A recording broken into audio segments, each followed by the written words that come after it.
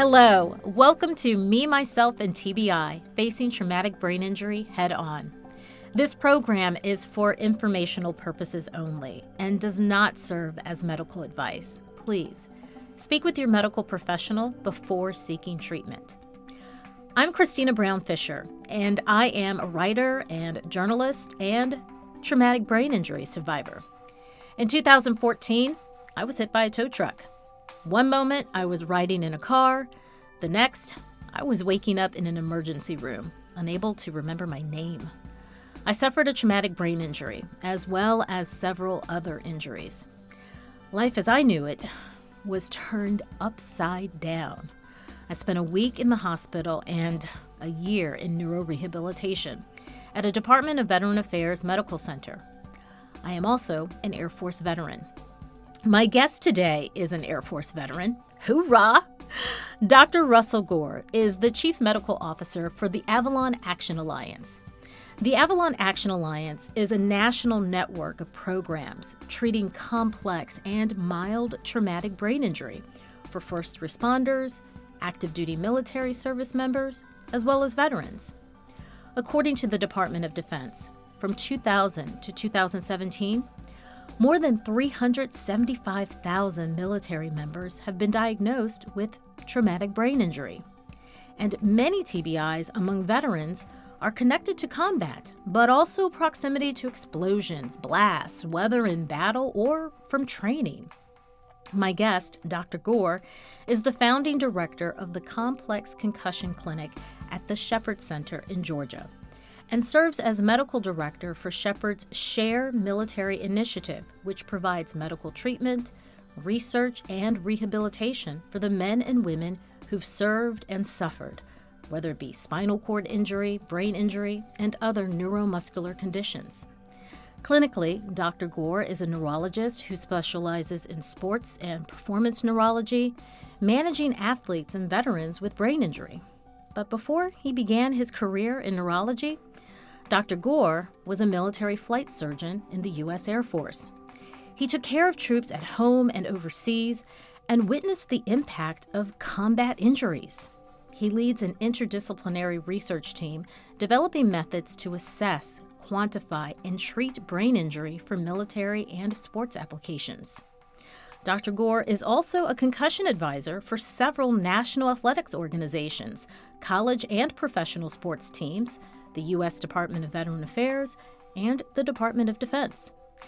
Dr. Gore joins me from your home or your office in Georgia? Yes, that's correct. Yep, my home office. Your home office in Georgia. Thank you so much for joining me today. What an amazing background and bio, the work that you are doing and have been doing. In many ways, I don't know where to begin, but let's try and start from the beginning. I want to talk a little bit about your Air Force career and what led you to specialize in that particular area. So I started out in the Air Force actually prior to entering the Air Force. I was an ROTC guy, so I knew that I was going to serve, and then I made the decision late in college to attend medical school. And when I was in medical school, I was looking at all the possibilities in terms of what to specialize in, and I was really drawn towards aviation medicine. My father was one of the original folks to fly the F-15 back at the dawn of that airframe's time, and he flew F-4s at the end of Vietnam, and so I grew up, around Air Force and the son of a fighter pilot, and so while I was in med school, I thought, I'm going to be serving in the Air Force. I think I want to do something operational. And I made the decision as an intern that I was actually planning to pursue aviation medicine. And that same year in September, of course, September 11th, the attacks occurred. So that really changed my calculations. So this is 2001. Yeah, it was in 2001, when I was an intern. Yeah. So I, went straight into the military that summer.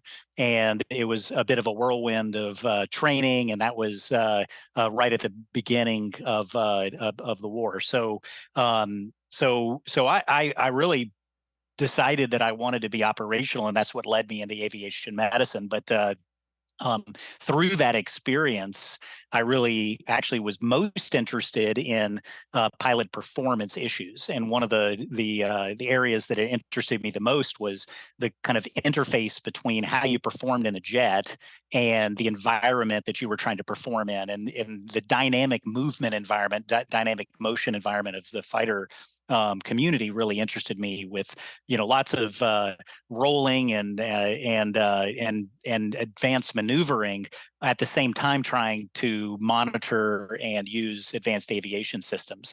And of course, that all involves the brain and involves the dizzy systems within the inner ear and how you perceive where you are in space. And that really was something that captured my interest and attention. And I started to recognize that it was a big deal. It wasn't, there were issues that we were managing when I was active duty, related to pilots getting disoriented in combat scenarios because of sensor disorientation or because of movement-based disorientation, and it at times had life and death implications. And I was, really drawn to that kind of work, and that's how I landed at the Air Force Research Labs because of my interest in that area.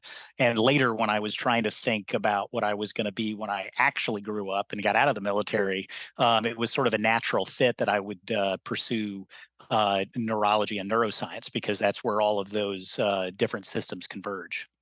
When you talk about your time in service and active duty, particularly in the aftermath of 9/11, can you talk a little bit about where you were? Where were you stationed? Were you in Iraq? Were you in Afghanistan? Were you in some of the supporting areas? I really was in all of the above. So all of my deployment experience was either as a physician. So I spent time in Bagram and Balad doing a lot of the Duster mission work, where we would be in helicopters, or in C-17s or C-130s when they needed physician level support for transporting casualties between different echelons of care, is what we call it, sort of the forward positions back to Balad and then to Germany. You're at Ramstein Air Base in Germany? Yep. So Ramstein Air Base is where we would, kind of where we would take patients. Right. If we were leaving Balad in the Iraqi theater, we would end up in Balad because they had a fantastic forward hospital that could manage very complex injuries. And then I was also deployed with two-seat F-15 squadrons, so the Strike Eagle. And my role in that context was as the performance doctor, right? So I was taking care of everything from toenail fungus to folks trying to manage crazy sleep schedules and 14 plus hour missions and needing stimulants or sleep aids in order to manage the operational tempo. And then at the same time being assigned to air evacuation missions. So it was very dynamic, work when I was downrange. And then when I was at home, I was a wonderfully glorified family practice doctor. I got to take care of the pilots and their families and their kids, and really build personal relationships with my patients, and loved that kind of work. It was, one of the few places in the world, I think these days, where we can practice medicine kind of like it was in the old days in a small town, so sort of small town medicine, because you really get to know everyone. So when I was at home, I was doing that. But when I would deploy, of course, it was a very different job. Brain damage among service members returning home from Iraq and Afghanistan was so commonplace. It resulted in medical experts calling traumatic brain injury the signature wound of war. Dr. Gore, do you recall when serving as an Air Force flight surgeon, how long did it take for you to start putting the pieces together and seeing the impact of TBI? I think I was similar to a lot of the community in terms of military physicians, where I didn't take mild injuries very seriously. What do you mean by mild injuries? I mean, blast exposures, Hmm. concussions with a brief loss of consciousness. We were generally managing polytraumas. So these Okay. are service members with broken bones or penetrating traumas to their arms and legs and torso, and those injuries that were the blast related injuries not causing severe injury to the brain were less of a focus. We were much more focused, which is similar to if you go to the emergency room after a car crash these days. They're going to really focus on the life-threatening injuries, the limb-threatening injuries first, as they Yeah. should, and then often folks end up at home saying, "I've got these symptoms; they're not going away. I'm feeling really bad," and there wasn't a formal diagnosis of a mild brain injury or a concussion through the emergency room because it wasn't life threatening, and their job is really to keep you alive, and then get you on into the system so that you can be diagnosed down the line. And the military was no different. So Right. that emphasis really wasn't there when I was on active duty. Where I first became really interested is as a trainee in neurology. I became the person who was interested in taking care of athletes and service members as opposed to epilepsies and strokes and the kind of more traditional neurology areas. I see. And what I saw was that there were very few of us, that a lot of patients were being turned away when they would call because an accident was involved, and there's somewhat of a fear of litigation or being involved with litigation because it's very time consuming for a medical practice. So patients were being discharged from hospitals being told you should see a neurologist, and they would then be turned away by most of the neurologists they would call. And I had an interest in this, so I started to become Mikey likes it. I would say, no, no, Right. no, that's something I want to see. And as a Right. result, I suddenly was seeing a large volume of these mild injuries that hadn't often been diagnosed at the point of emergency care, and became very interested in how do we help to manage this condition that's essentially invisible, right? That's the hard part is, 95+% of the time, imaging is going to be normal, even when we are certain that someone meets the diagnostic criteria for a mild brain injury. And because there's nothing on imaging, and because at the time there weren't a lot of resources to look at other objective markers. There was primarily a focus on cognitive functioning. There were limited tools to look at balance functioning and eye movements and other areas that can be involved. There really were very few objectives. And was it fair to say that it was driven by self-reporting as well? People coming in telling you this, and if they don't tell you, then you don't know.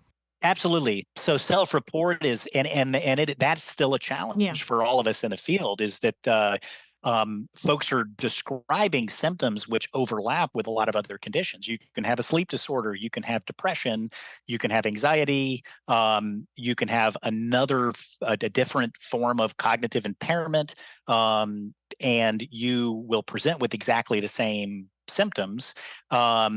Now we see constellations of symptoms that are much more common after mild brain injuries, and we also see that mild brain injury increases the risk of those other problems. So you're much more likely to develop depression. You're more likely to develop a sleep problem. But we see, because of that overlap, then we're very dependent on symptoms. And as a result, there's a general feeling in the community that there aren't objective ways to diagnose this problem.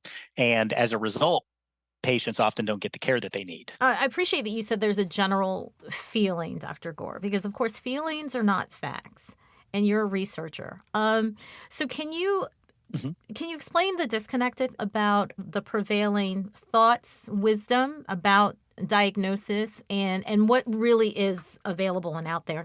Yeah, so that's a fantastic question.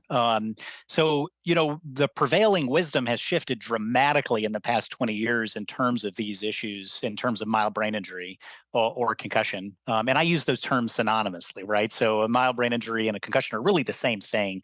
Some folks will say that a mild brain injury is the injury itself, a mild TBI, and that concussion is the syndrome that comes along with it. But I use those terms interchangeably.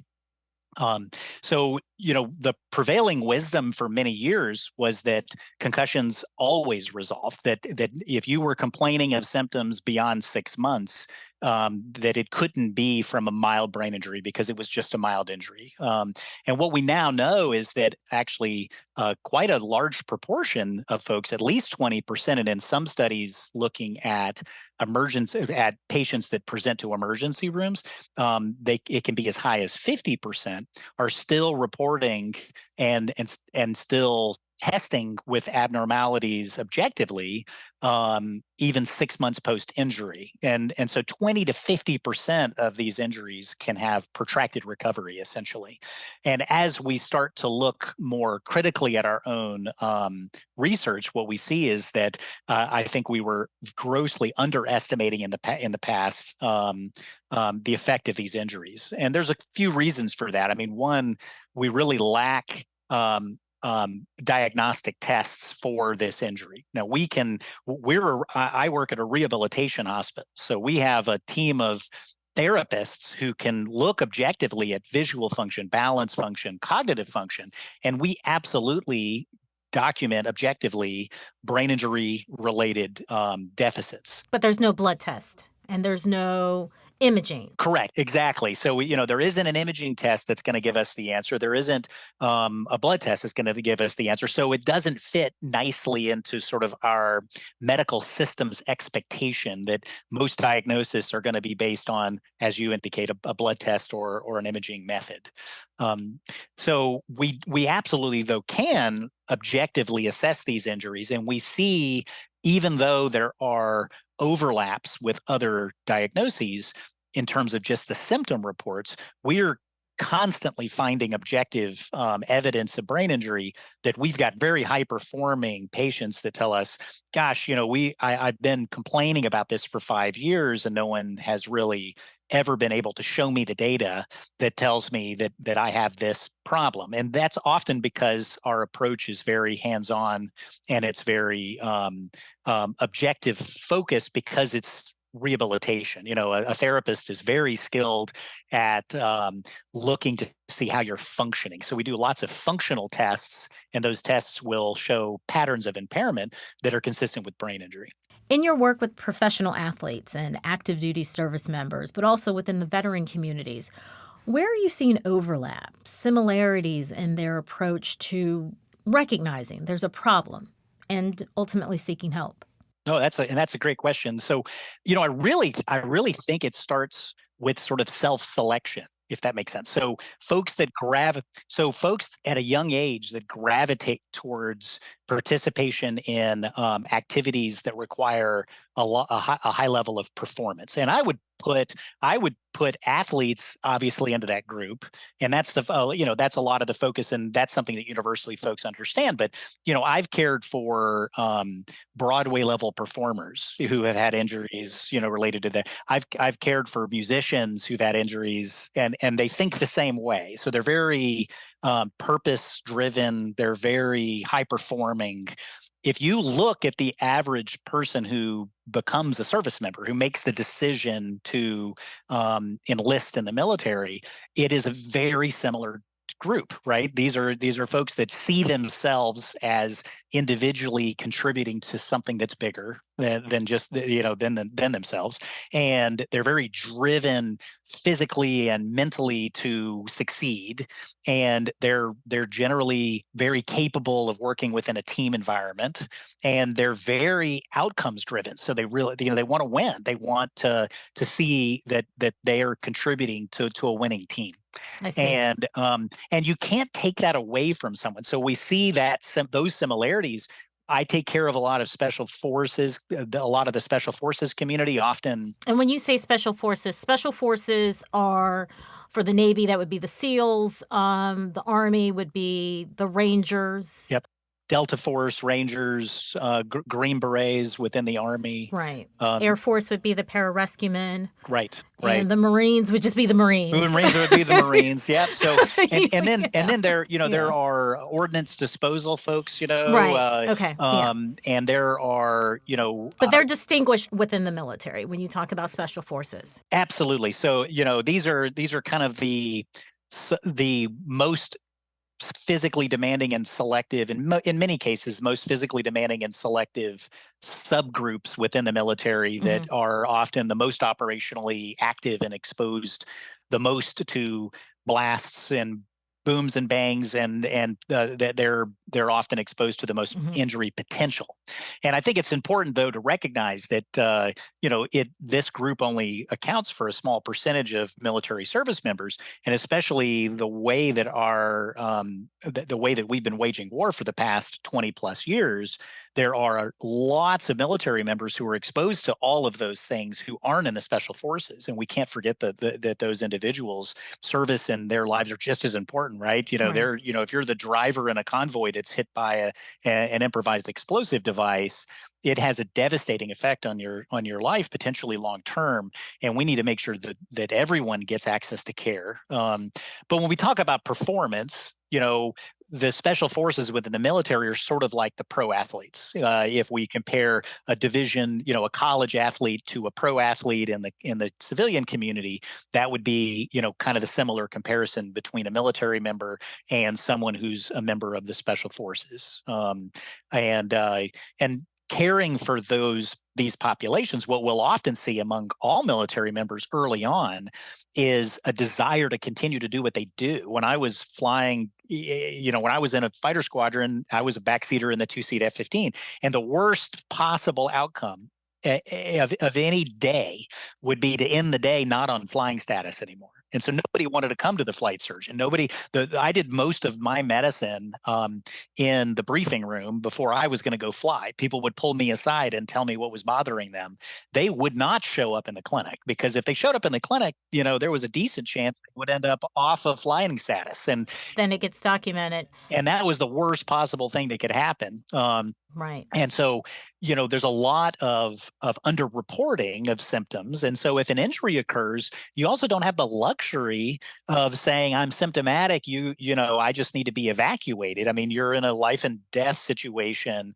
Your contribution sending rounds downrange can make the difference between your team surviving or not.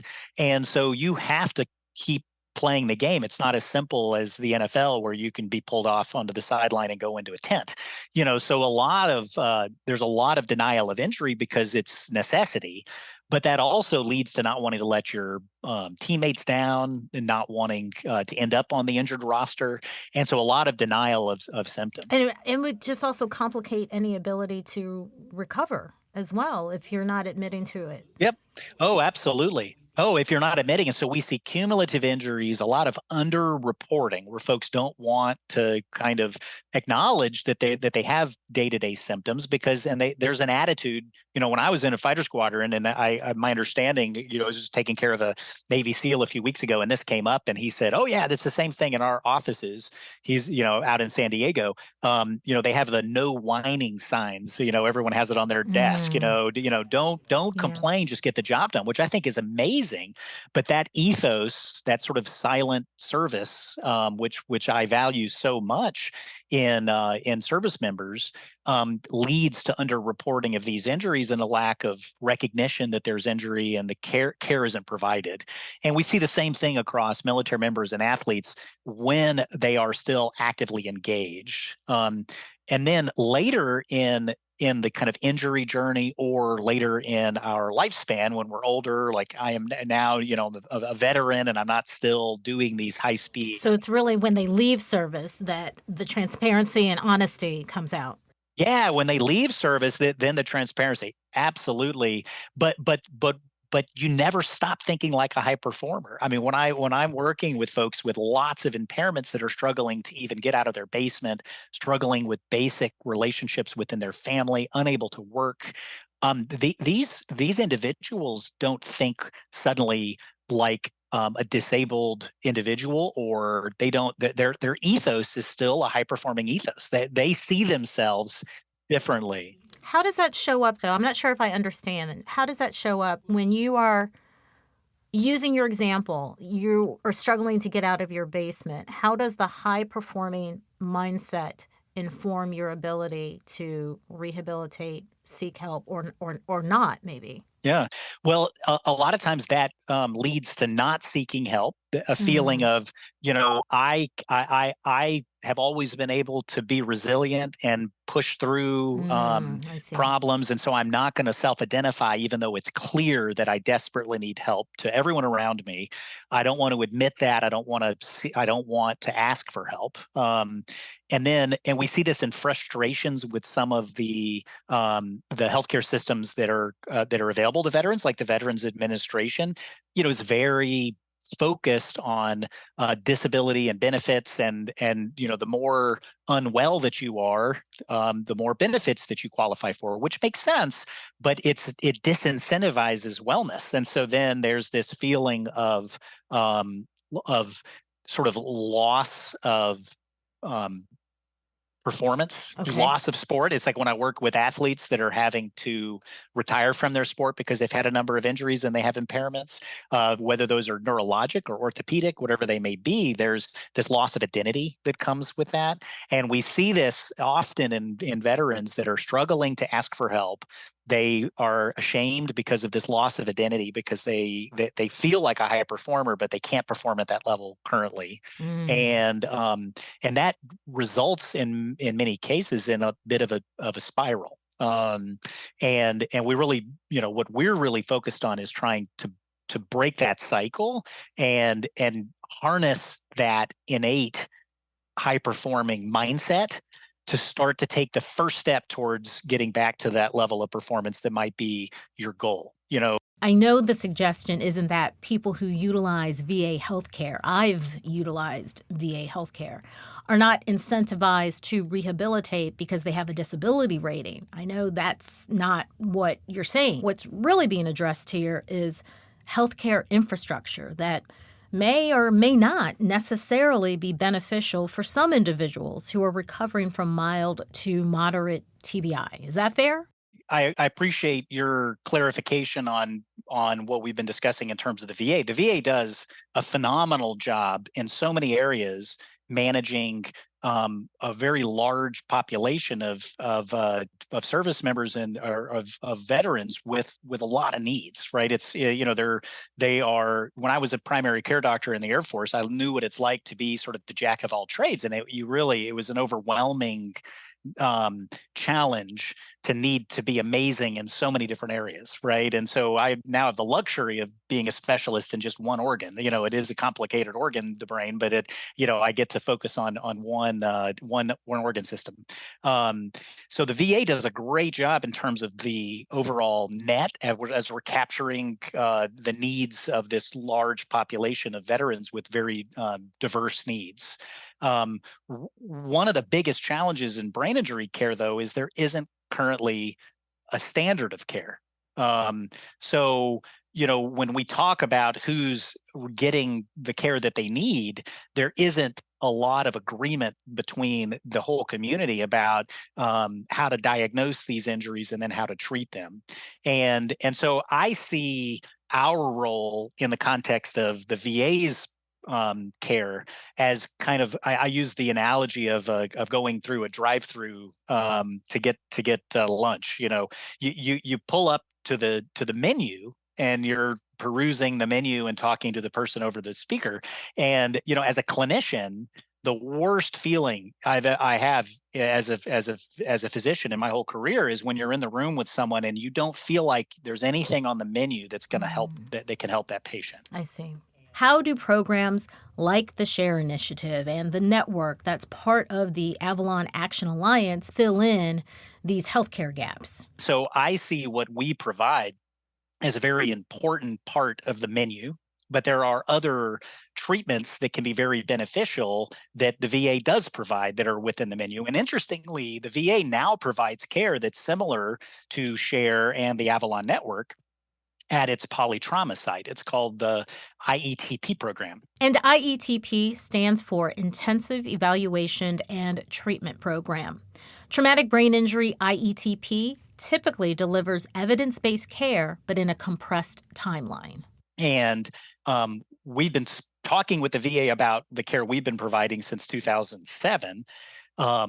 and actually the VA has now opened centers that are focused on providing similar care. So interdisciplinary, meaning multiple therapists all working together care that's all co-located. So you go to a program and you get an intensive course of therapy.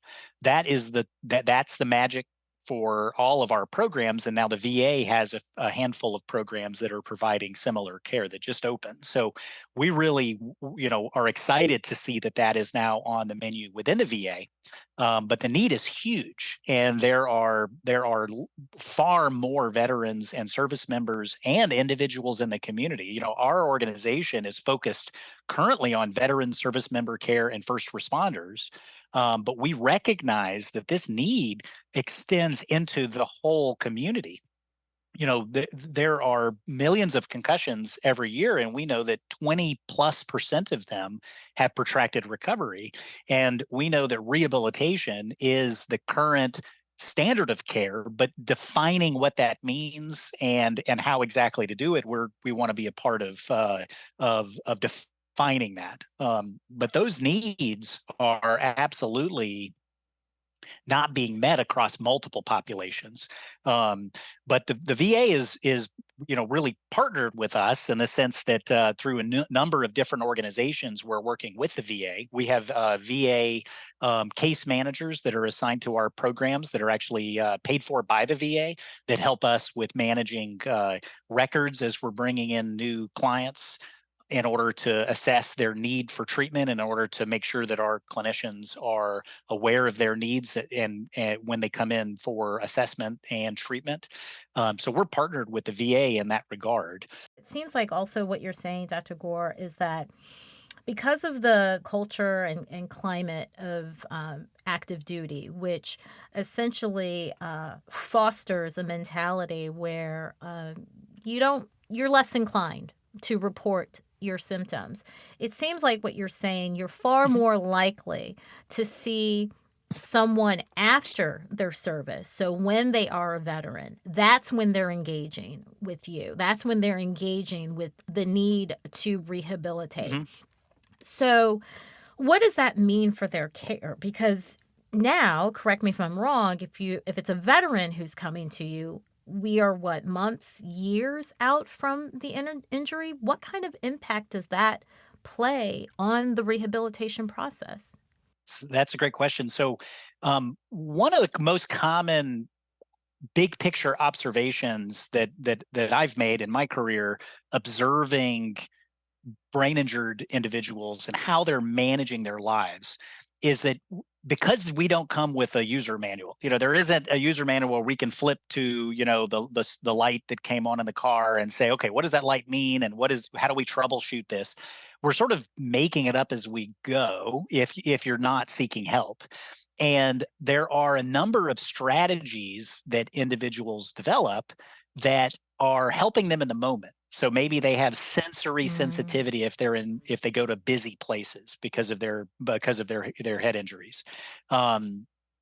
Well, one strategy may be to avoid busy places, right? So they may only go to the grocery store if it's past midnight and it's going to be really quiet, or they may start ordering their groceries online, which is available these days, or they may no longer go to church services. They perhaps are disengaging from their faith community because that environment makes them feel symptomatic. So those are strategies that in the short term seem very logical. It makes perfect sense, but they're maladaptive, right? So when you do that, you now become isolated. If you are not exposed to those sensory environments, when you then are forced to be, so you have to go to the grocery store because you suddenly have to go get milk. You have to go to your kid's school. There's certain things you have to do. You have to go to your kid's school. Then you're going to feel a lot more symptomatic because you've been avoiding for so long. Now you're going to feel a lot more symptomatic, which reinforces this idea that you got to self-isolate. And so we head down, the further we are from injury and these things aren't being addressed, we head down this path of maladaptive strategies that are perfectly logical and intelligent. I often tell my patients, if you touch an electric fence and then you touch it again, you probably aren't an Air Force veteran doing podcasting for a living. Does that make sense? Like that's not a Sure. Yeah. smart thing. Yeah. And so it's normal to develop avoidance behaviors, but they can be very maladaptive to your life. And so the further you are from injury, often the more of those maladaptive behaviors that have to be addressed. And interdisciplinary rehabilitation, when we're attacking the problem from so many different specialized angles. So physical therapists that specialize in vision, therapists that specialize in cognitive function, integrating the emotional health component, integrating peer support, integrating vocational support. When those types of specialists are all around you, we really wrap our arms around you, then we can help you to identify those maladaptive strategies that you've sometimes been using for years. And you may not necessarily realize that it's because of that. Yes, often folks are unaware that they've developed strategies that are maladaptive. And so the therapists identify those, and then we help you take that first baby step towards getting back out into the community. And we try to identify barriers, that may be medically treated. If you're depressed, it's going to make cognition worse, for example. Well, let's treat the depression at the same time that we're trying to help you with your cognitive problem. And if we do that in an interdisciplinary and intensive way, we often are able to turn the tide so that now we have adaptive strategies. So now your strategies are more informed, and often your symptoms are less, and you're more integrated into the community. So that's really the big picture focus for what our organization does. Is this when Avalon Action Alliance steps in? How does it prove itself to be so critical in this type of recovery process? So the Avalon Action Alliance is comprised of actually a clinical group of programs that are focused on brain injury and co-occurring disorders. So disorders are issues that commonly come along with traumatic brain injuries. Like what? Things like post-traumatic stress, depression, substance use behaviors that are destructive for your life, whether they're abuse or misuse. And these often come in a constellation. It's very overwhelming for not only the individual suffering from these issues, but their doctors, right? When you go to your primary care doctor and you've got a problem in multiple areas and they're all working against you in some way, it's a very difficult knot to untie, right? And so so we have currently 7 national programs. The Share Military Initiative at the Shepherd Center, which is my local program, that's one of 7 national programs that are. That's in Georgia. That's correct. And so we have programs in Florida, Philadelphia, Wisconsin is the most recent program that opened. New Orleans and Louisiana, Tulane, and in Colorado. And actually North Carolina. So we have a program at UNC. So 7 national programs that are focused on TBI and these co-occurring disorders. And these are all intensive treatment programs with interdisciplinary rehabilitation. Our organization also has a non-clinical arm. So Boulder Crest and the Warrior Path program are the non-clinical arm of the Avalon Action Alliance. And so this is an organization that is addressing post-traumatic stress and mostly the behavioral health symptoms, but in a non-clinical treatment methodology. So this would be peer-to-peer support. Yes. So 7 national programs that are clinical, but we also have a network of national programs that are non-clinical through the Boulder Crest Foundation's Warrior Path program. And this is a peer-to-peer focused treatment program, or peer-to-peer focused traumatic growth program that really helps for veterans and first responders to leverage their experiences that include these traumas and to grow from those experiences in order to move forward. And their outcomes are fantastic, but this is their treatment programs, or their programs aren't actually clinical programs. These are peer-to-peer driven. So our overarching organization includes the clinical programming as well as the non-clinical programming. And we're collaborating very closely because the needs often overlap. A lot of those who seek um, the experience of warrior path who also have a traumatic brain injury that hasn't been treated. And we often see clients within our traumatic brain injury programs that benefit from attending warrior path programming. So we're working closely together with the common goal. Really, what we want is for veterans, first responders, service members to live their best lives and to address these issues that have often been neglected or really over treated in some cases. You know, we I think if we diagnose folks with a problem and we start to add medications and they're not responding, we have to look for other solutions. And for a vast group of veterans and service members and first responders, these issues have either been unreported or neglected, or when they're treated in an overly pharmacologic focused treatment setting. I mean, that our entire healthcare system is, in my view, overly focused on pharmacologic intervention, and it's certainly a part of the treatment that's necessary for a lot of veterans and service members. But we can't neglect that peer-to-peer interaction and its value. We can't neglect the value of a rehabilitation intervention, because the combination is most valuable. I saw in an interview in talking about this program, you said it's medication versus tools. And your program Right. is heavy on providing tools. Explain that to me. What do you mean by that? Because medication plays a role too. Yeah, yeah. So medications absolutely play a role in the care of many of our clients. Hmm. What we need to make sure that we're not doing, though, is assuming that pharma is going to be the solution for everyone, and it's not often a solution in isolation. It's very rare that I Mm, see a patient that benefits from just starting a drug. When we're dealing with such a okay. complex system as the brain, and when we're dealing with trying to get individuals back to their lives. If we start a medication, in some cases, we'll see the depression improves and folks get back to their lives. In many cases, they need tools in order to navigate symptoms, which are not going to just go away because you've started a drug. The drug may improve the symptoms, but what we want when I talk about giving an individual tools, I use the term tools and strategies interchangeably, but we want you to have a toolbox to deal with the good Hmm. days and to deal with the bad days. So if you have sensory sensitivity and you wake up one morning and today, often an individual can tell me, it's going to be a day where I'm going to have some headache. I'm probably going to be more sensitive to my environment today.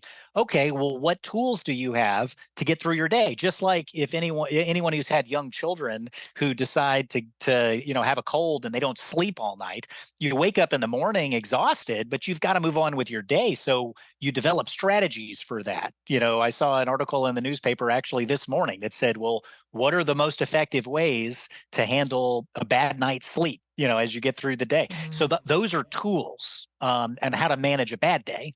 And then you want to figure out, well, how do you leverage the good days?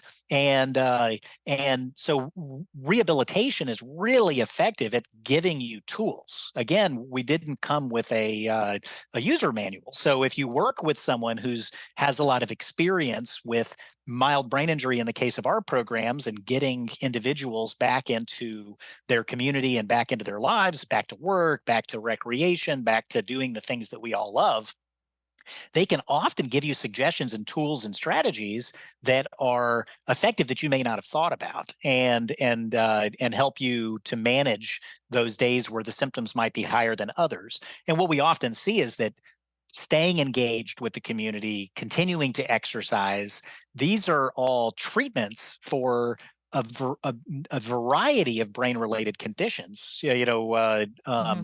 Being active during the day is a treatment for insomnia. You're more likely to sleep better the next day. Activity is a treatment for depression. Activity is a preventative for headaches. So we want to keep the activity up, and these tools allow you to manage kind of the roller coaster of life, right? When you have a good day versus a bad day, what's your plan? You said that the people who can currently access the program are first responders, service members, active duty service members, and veterans. Is that right? That's correct. So the focus of the program is veterans, service members, and first responders. All of the programs treat veterans and first responders, and we have a handful of programs, and we will likely be expanding to treat more service members. What we find is that, we had mentioned before, kind of throughout the career span within the military, as you're starting to approach separation, whether that's because of medical issues or you're retiring because you're completing your military service, um, those of us that have served, are very familiar with sort of the cliff that you fall off. Being within military service, regardless of your health status, provides a lot of support, both social support and work related Right. Oh, support and yeah. camaraderie and identity, And and community. Yeah. community. And so everyone, when they separate, regardless of the circumstances, sort of falls off that cliff where they now have to try to navigate this external to the military. And what we find for service members is often there are injuries where the goal is to get back to service, and we manage that. And if that's the goal, we're going to absolutely support trying to make that a reality. Many of the clients that I've cared for, that I feel like I make the biggest impact when they're still active duty, when they're still service members, is during that transition phase. So when they're approaching the end Okay. of their military service, we're identifying that these injuries and co-occurring disorders are present, and we get given an opportunity to treat them. We see improvements. They leave with a toolbox, and then they're often setting goals that aren't military related. They're looking past the horizon of the military into their life beyond. And that's where their goals, maybe they have educational goals, work related goals. We're helping them to achieve them. But how do they come to you? I guess the question that I'm really getting at is, particularly for someone who may be months or years out from whatever the original event is that's behind the TBI. And are we talking just mild TBI or also moderate TBI for your So, program? yep. So mild to moderate TBI for all of our programs. Yes. How do you evaluate, quantify, determine whether or not this person is one eligible for the program? And then kind of a Mhm. natural follow-up or part of that is, and I bring this up because you had mentioned blast exposure. There's a significant segment of the military and veteran population who may have been exposed to blasts, but it didn't necessarily mean that it was documented medically that Mhm. there was an injury associated because of their exposure to a blast. How do you determine whether or not, okay, yes, there is a medical history that clearly points to a mild or moderate TBI, particularly among the veteran population who, may have been exposed to blasts? So access is simple.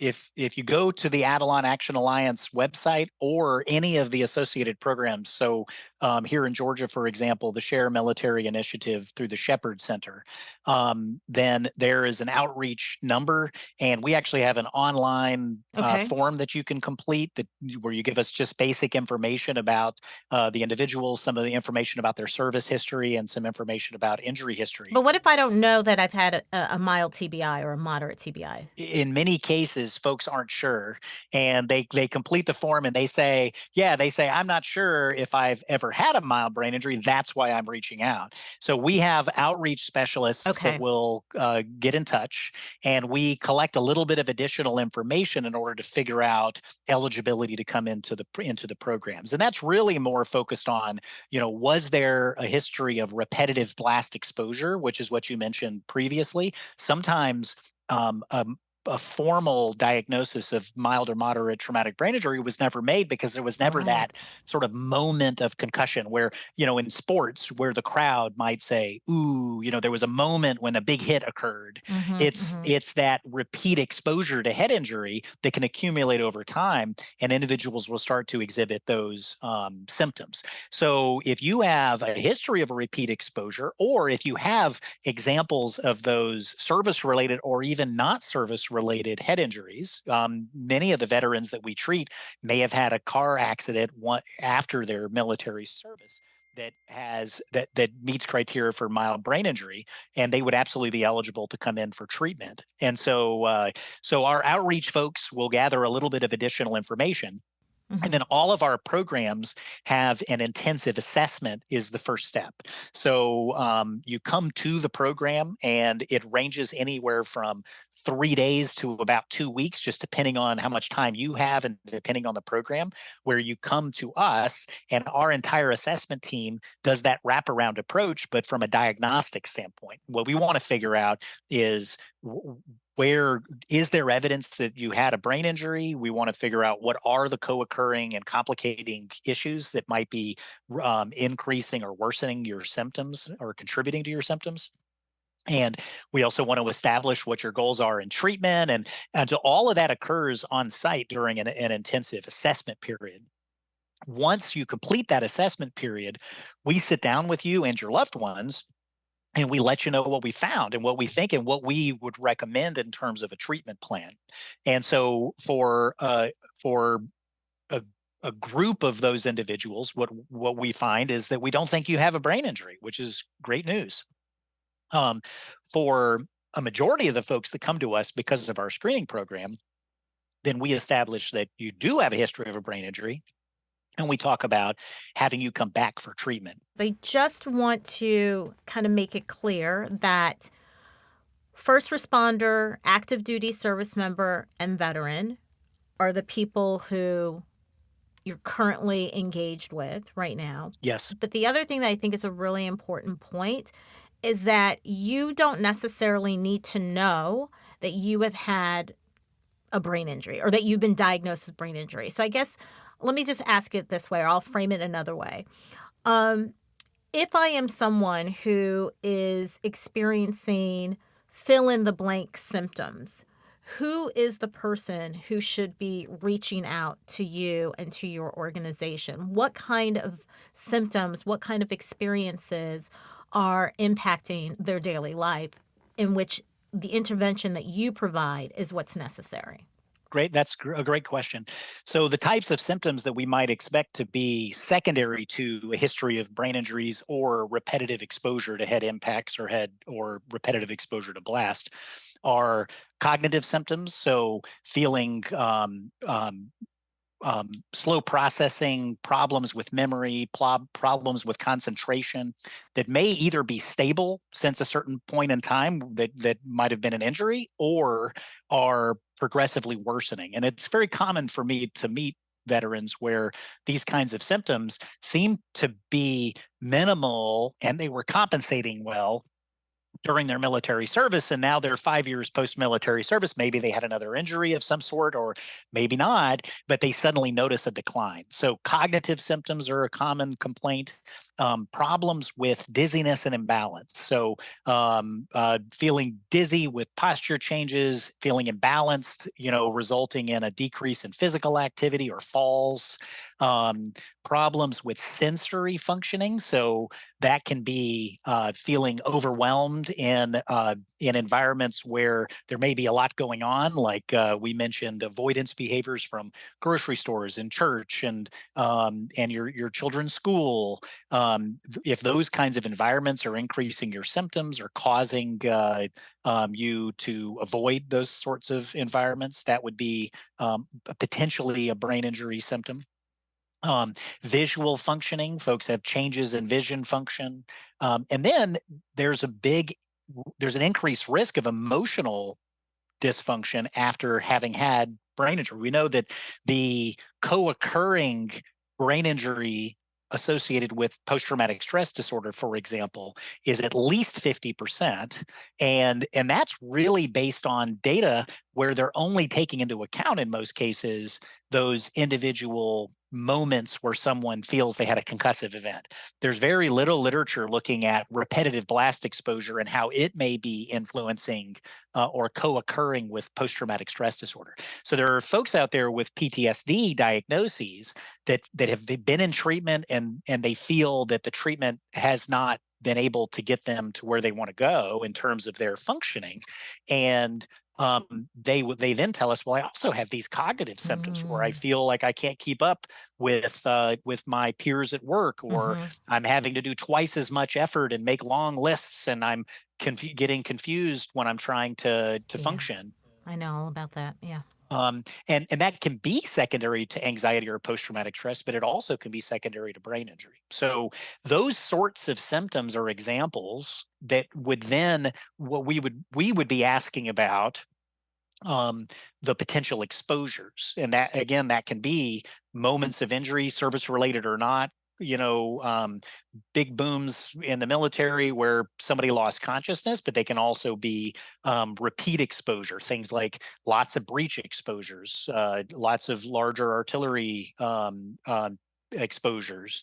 And it can be, I take care of folks where they played college football and they had lots of head injury exposures Mhm. before their military service, and they're having worries about those sorts of symptoms as a veteran, and we'll find that the brain injury from their football days is influencing them now, and that those are all very appropriate calls for us to take a look. So we really, what we would like is for individuals in the community with these kinds of symptoms to have a low bar for reaching out, because we're set up to do this assessment and to do some screening, and in some cases we're providing reassurance that we don't think a brain injury is the primary issue here, and we want to provide support to address anything we find that are the primary issues. In many cases, we're taking care of folks where we absolutely find that a brain injury is a big piece of the puzzle, and in it is not unusual for those individuals to not have a brain injury that's recognized by the DoD or the VA, just because they haven't been through the process of having a full assessment. And what is the out-of-pocket cost to the first responder or a veteran should they decide to utilize Avalon Action Alliance services? Yes, so there is no out-of-pocket cost at all. I feel like I didn't hear that properly. Are you serious? I mean, Yeah, yeah, no, we're a donor-funded you're gonna have programs. people flooding your gates after this. Yeah, we have absolutely, there's no out-of-pocket cost. We provide housing on site, we provide transportation, we provide meals, and there's no fees for treatment. How critical is all of that? Because what you're talking about is essentially creating an environment in which the only thing a person is focused on is really rehabilitating. Because all of those things, housing, food, um, insurance bills, medical bills, all of that weighs on someone when they're trying to rehabilitate. And you've basically kind of taken that all off the table. We have, and we're so fortunate to have um, donors who believe in this mission, Mm, who want for there to be zero financial barriers to receiving this sort of assessment and care. And I find that that's often a barrier, even mhm. within the VA system, because of potential travel costs, and they do a great job with offsetting those sorts of costs as well. There are a group of veterans who have less than honorable discharge status, for example, who don't have access Mm. to VA care, and that is, and we will absolutely assess anyone that calls us if they're a active duty veteran or a first responder, and so we don't have that barrier, and which is a benefit, obviously, for individuals that don't have VA care, and so yep, we want to take down any and all of those barriers so that we can help the most, help individuals with these needs. I want to talk a little bit about the research. First, I want to talk about like kind of where we are Mhm. technology wise. How obviously I can't exactly expect you to pull out your crystal ball and wave a magic wand and tell us, how far away are we from blood tests, from biomarkers. But where is the science and research leading us? What are the appropriate expectations about what we should be hoping doctors can tell us about what's going on with brain injury? So right now, I would say if we separate research and the needs here Hmm. into three kind of large categories. So one would be prevention. How do we prevent these injuries from occurring in the first place, or Mm, prevent okay. prevent the long term, you know, minimize the number of folks with a protracted recovery. So, a majority of folks with these mild brain injuries, if it's a single injury, will recover within a month of injury and may have no long-term effects. But that's provided that they're diagnosed and treated right away. Correct, correct. Well, a lot of folks will spontaneously recover. So we know that Okay. only, is a relative term, but 20 to 50% are going to have more long-term symptoms. So that means Okay. 50 to 80% are having spontaneous recovery. And so that's wonderful if you're in that group. If you're in the 20 to 50% that have a protracted recovery, then you're going to be asking about, well, how could we have prevented the injury in the first place? Or, the next phase is, well, what are we doing to diagnose these injuries, right? So we want to focus research dollars on prevention would be ideal. Um, we also have a problem where we don't have reliable diagnostics that help us to determine who has an injury and who doesn't, what's the Mm. severity of the injury. So diagnosis and then treatment. So if we think of those as big categories, a lot of the current work that in advances in terms of traumatic brain injury, especially in the mild to moderate range, are in the diagnostic space. And that's where we're talking about blood tests, blood biomarkers, imaging methodologies that aren't conventional, normal, MRIs that you might get more advanced imaging methods, um, objective assessments of things like balance or eye movements or cognitive testing, for example. Anyone, that has kids playing sports will be familiar with the computerized cognitive testing, like the impact test, Mm. that is a cognitive measure that can help diagnose concussion. And so a lot of the effort has gone into those diagnostics. We're inching towards a solution. The problem is that the brain functions as a group of networks, and those networks all subserve different functions that for you when you're out in the community. So cognitive function is a network. Actually, emotional function and emotional regulation is a network. It's called the limbic system. Balance function is a network, and eye movements and eye tracking and vision function is a group of networks. These networks are all overlapping within the brain, and every injury affects the networks in different ways, right? So we see across those domains Mm. Okay. deficits.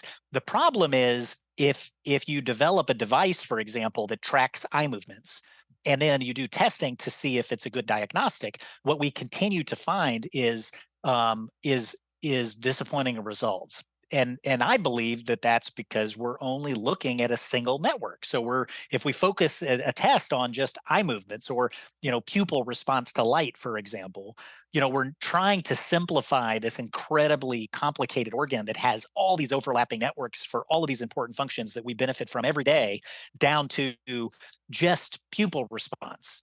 And so what we find is that as a diagnostic, pupil response alone isn't a great diagnostic. We're going to miss folks. They're going to be It's not telling you everything. It's not telling us everything.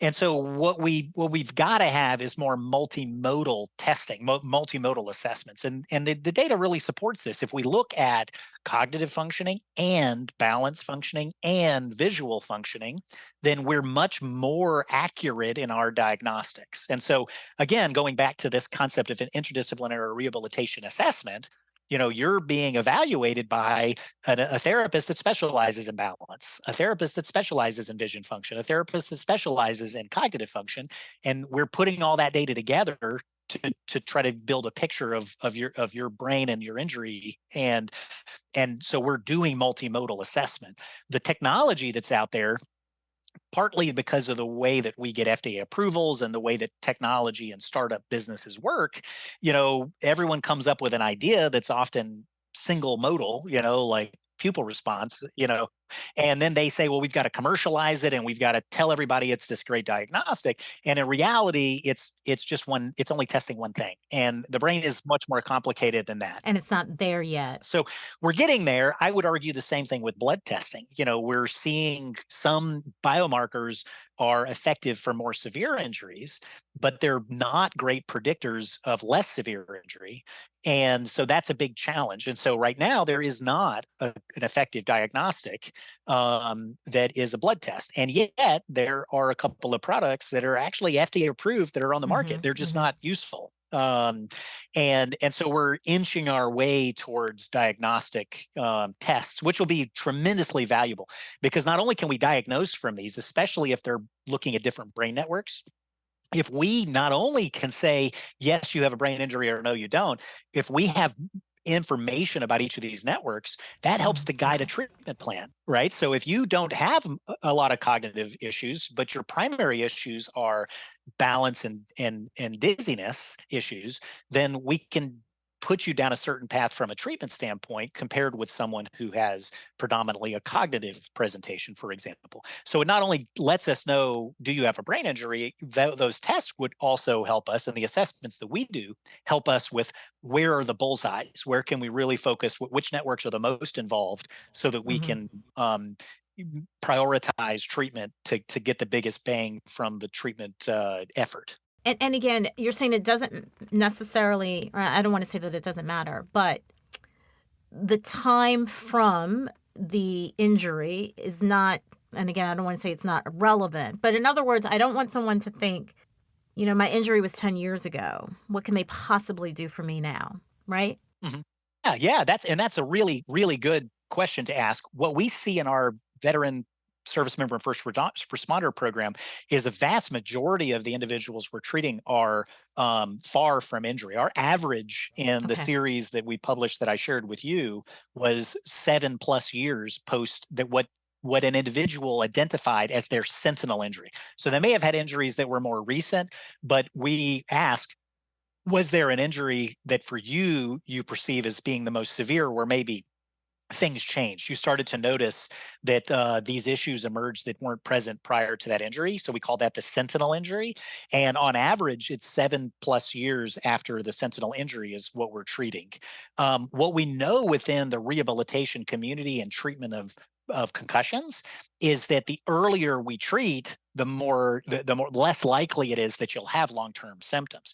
So there's a place for seeking care when you have an injury that is 4 or 6 weeks and you're not recovering spontaneously. That's critical. And we provide that sort of treatment at a number of the treatment programs. And those individuals need an assessment with a clinician that can help to guide, where are the bullseyes, how can we treat you? And that treatment is generally rehabilitation. That it is what's validated. But when we get to the chronic phase, that is a vast majority of the veterans and first responders that we're treating are folks in that chronic phase. And we absolutely see response to treatment. It is not too late. Again, because folks develop maladaptive strategies for getting on with their lives, those maladaptive strategies are a constant problem now. It's that's why we call them maladaptive. They're struggling partially because the way that they're handling their injury related symptoms is maladaptive. It's not working. So we can help change that. I know for me, because I had light sensitivity for a good long while after my TBI, and I just wore ball caps or dark lenses. Actually, I wore amber colored lenses even at nighttime because I was just so sensitive to the light.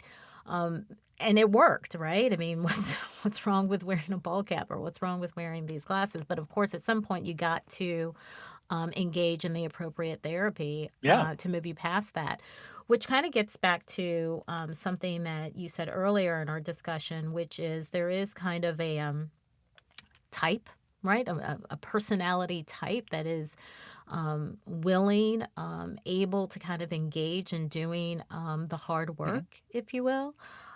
Approximately how long are most of your patients or clients typically having to take part in this particular type of rehabilitative program? Is it weeks, months, year?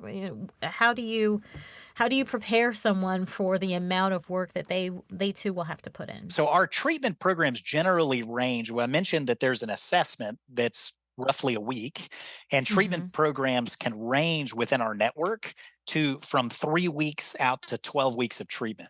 Now, not everyone can take 12 weeks off to come and get treated, right? And so our programs are really designed to be flexible in terms of meeting your needs. with intensive treatment that's on site. And then many of our programs also have the ability to continue certain treatments when you go home and completing a treatment program that's virtual. So we have clients, we meet you where you're at. Well, we have clients where we'll recommend an 8-week plan of care, but they're not able to stay on site for 8 weeks. So we have them coming for blocks of intensive treatment, and then they go home to meet their responsibilities at home in between. So maybe we spread that 8 weeks turns into only 4 weeks where they're on site, and the rest they're getting support when they're at home virtually. So there are a lot of ways to, what we do is do an assessment, propose based on what we know about your availability for treatment. Like, in order to reach your goals, we think this is what it's going to take. But then we have that conversation about, well, what's feasible. But as short as a 3-week treatment program, we have very strong data that shows that there's a response to treatment that's very impressive. And again, that wraparound approach during that, for example, 3 weeks, you're receiving as much treatment as you would in the community or in the VA system. For example, if you're not in an intensive program, you're receiving the equivalent of a 12-week treatment program, crammed into, in an intensive 3-week block. And that's because all of the therapists are under the same roof, communicating with one another.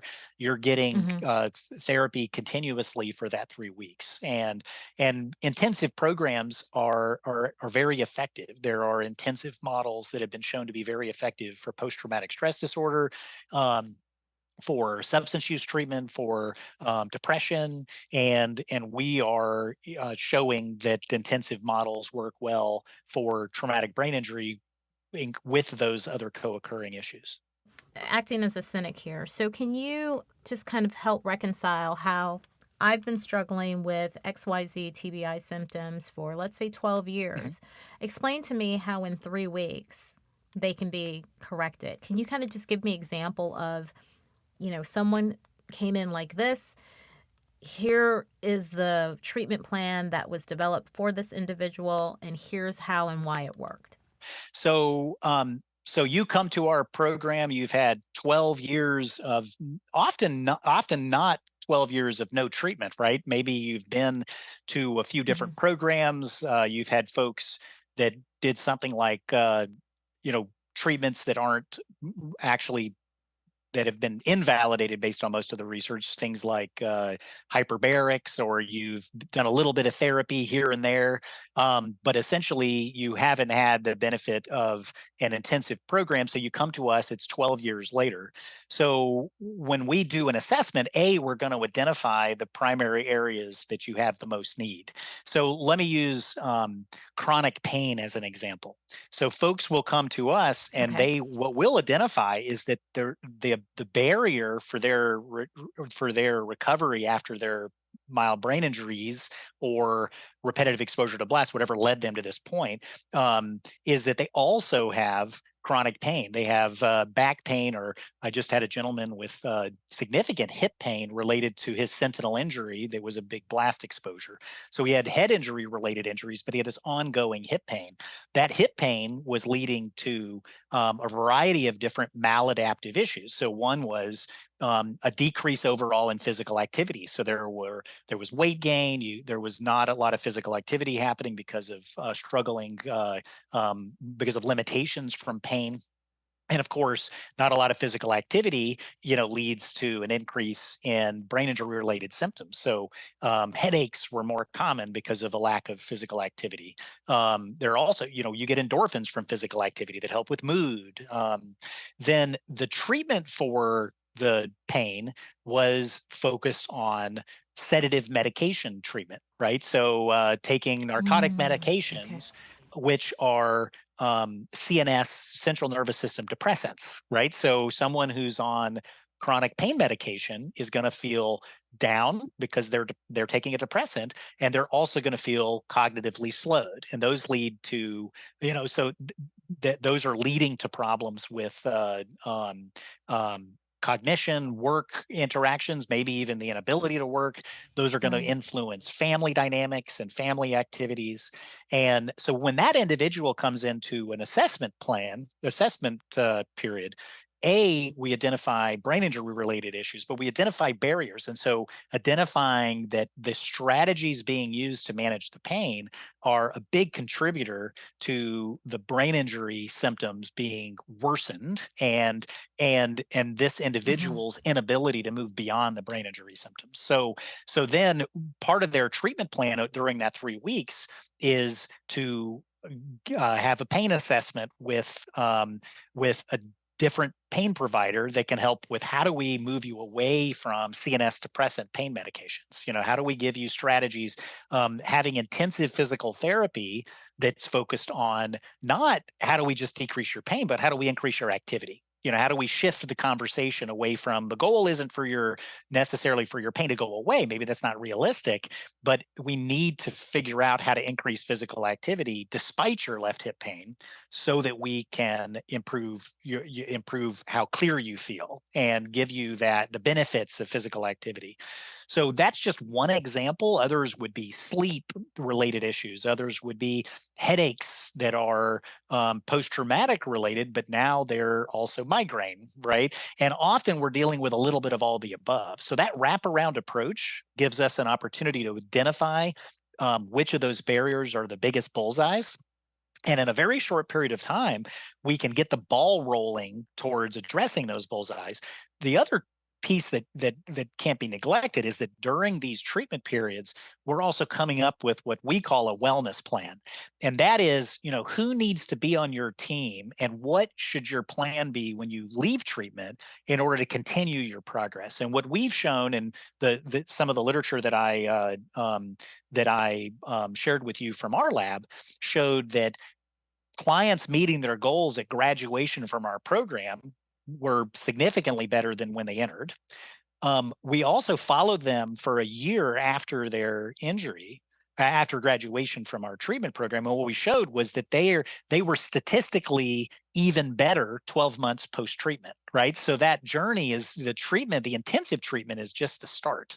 So the idea is that then we help develop a wellness plan where we've got to find a pain provider that's going to give you access to interventions that aren't narcotic medication, for example. I Often see. we're getting folks off of medicines. There's a huge amount of sort of polypharmacy and overtreatment in individuals with these challenges because And getting off the medicines is improving the brain yeah, injury symptoms. it is, but we have an opportunity. You want to do that with medical supervision, and we have an opportunity because we're Right. with the Yeah. individual for a number of weeks to be able to target. Let's start with this medicine and let's wean it. Let's look to see where we can take medicines away to really focus the medicine treatment on the medicines that are the bullseyes. And so in some cases, we're starting a medicine that is a critical, performance improving. Depression is one of your Hmm. biggest barriers. Gosh, let's see if we can really hold your hand and get you through that first few weeks where people tend to notice the most Hmm. side effects. And if we can get beyond that and improve your depression with this level of support, then here you are. Now you're tolerating and benefiting from a single medicine, let's say. Or sometimes folks come to us and they're on 12 medicines that are affecting their brain. And we set up a plan, not just for the treatment program, but for that year for how do we slowly try to decrease the medicines that you're on, because in many cases, they can be contributing to the problems. And again, without a wraparound approach, these are big challenges for an individual clinician. You got to realize when you see the physician, whether it's a specialist or a primary care physician in any setting, they in general are having 15 to 30 minutes of time to think about what they need to do with you. If you even get a half hour. Yeah. Yeah, and that would be generous to have a full 30 minutes. Yeah. When I'm seeing clients through this program, I've got a team of clinicians that have spent days with the client during an assessment, and then myself and my medical staff, my nursing and medical support staff, we're digging into records. Like, we're really able to digest, because we have the luxury of an entire team that's systems focused, looking at these different systems, and then we've got all the records right there. We're able to really sit down and help with, where are the bullseyes? What can we do to start taking away barriers? And that isn't just for the intensive treatment component. That's also developing a plan for what things should look like for that 12 months. And that's where we see the biggest gains. I just want to very quickly kind of dig in a little bit more on the research that you shared with me. And specifically, I want to talk about the patterns that emerged in terms of successful outcomes. Well, folks that came to us more separate from the world. So they were the more isolated folks. They were more depressed. They tended to be more likely to be in their basement, Mhm. as an analogy. But of course, not everyone at all is in their basement, but they Right. feel like they want to be, right? Or struggling in terms of those avoidance behaviors. Those individuals, that was one of the predictors for the best response, because our program is giving you tools. You are around your peers. There's peer support, folks that are within the program that really get you, as our one of our peer support guys likes to say, he speaks infantry, right? And so, it's a very unique clinical setting to have that level of support, along with all the clinicians, many of which have a connection with service members and veterans within their family, or their veterans themselves. And so, being in that supportive environment, but helps you to get back into the community. So what we found was, as we would expect, given the structure of our programming, community reintegration was an area we were succeeding in spades. The study you showed with me was 91% men. In terms of the predictors of goal attainment at discharge, they tended to be men. They tended to have higher cognitive and physical abilities. Were there any other factors that you were able to take note in terms of what was also informing how well someone did coming through this program? Areas where we need to do better, as you indicated, a smaller percentage of our clients are women, and men, male sex tended to be a predictor of success in the program, suggesting that our females weren't as responsive to treatment. Now, part of that may have been partially secondary to the fact that the program is a lot of males, right? And so, opening up and having conversations about what your needs are, and about your traumas and those sorts of things, and some of the group settings, and the group component of our treatment, which everyone isn't involved with. It depends on your needs, but that maybe wouldn't lend itself as well if you were not represented in the group, if you're, let's say, the only female in treatment at that point. Um, but there are a lot of unique needs among women veterans that we realized that we need to dig deeper into, and learn how to cater our treatment as individually as possible to those needs. So that was an area that we really identified that we needed to do better. So, I would say, on the whole, what we found, were some logical findings. One was, the longer that you were in treatment, the better your outcomes. Treatment that, which makes sense. If you get a higher dose, well, it would be logical, if the treatment works and you get a bigger dose, then, well, you probably would have a bigger response. And so that was a logical result of that effort, but that validated, that we have a flexible length of stay. So if you need to be there longer in order to meet your goals, depending on what we're addressing, then we want to provide that extra treatment. And so there are a number of areas that we've learned in terms of strengths and relative weaknesses in this approach. And so it's definitely not for everyone.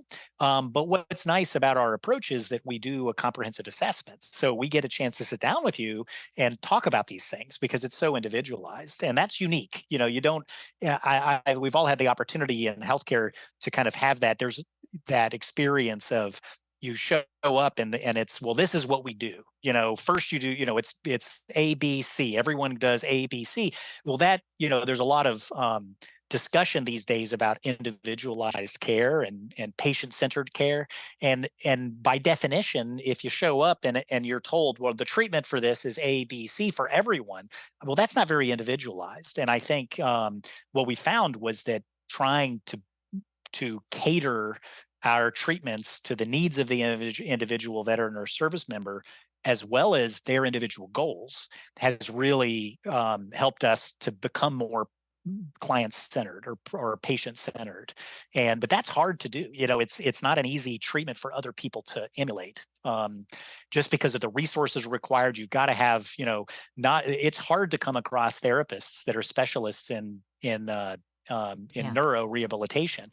And even harder getting an appointment with them too, for the few that are out there. Yeah, it is. And so we want to figure out, we're working on how this can be a hub and spoke model, because we want to get folks in for assessment. Not everybody needs the intensive program, and then we set you up for success when you leave if you don't.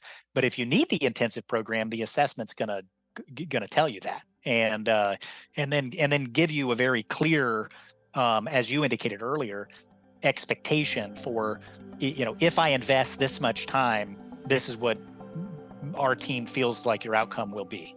And then you can make that value decision, right? It's up to you. My guest has been neurologist, researcher, and scientist Dr. Russell Gore, who is the founding director of the Complex Concussion Clinic at the Shepherd Center in Georgia and serves as medical director for Shepherd's Share Military Initiative, which provides medical treatment, research, and rehabilitation for service members. Dr. Gore is the chief medical officer for the Avalon Action Alliance. The Avalon Action Alliance is a national network of programs treating complex and mild traumatic brain injury for first responders, active duty military service members, as well as veterans. Details about how to connect with the Avalon Action Alliance are provided within the show notes. This program is for informational purposes only and does not serve as medical advice. Please speak with your medical professional before seeking treatment. And thank you for joining me. I'm Christina Brown Fisher. And again, I can't say it enough. Thank you for your continued support of me, myself, and TBI.